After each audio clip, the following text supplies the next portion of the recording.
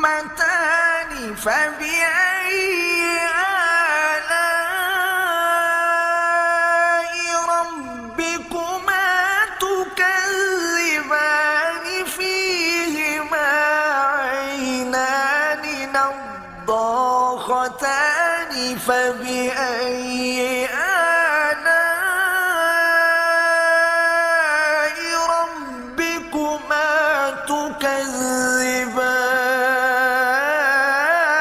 تكذبان فيهما فاكهة ونخل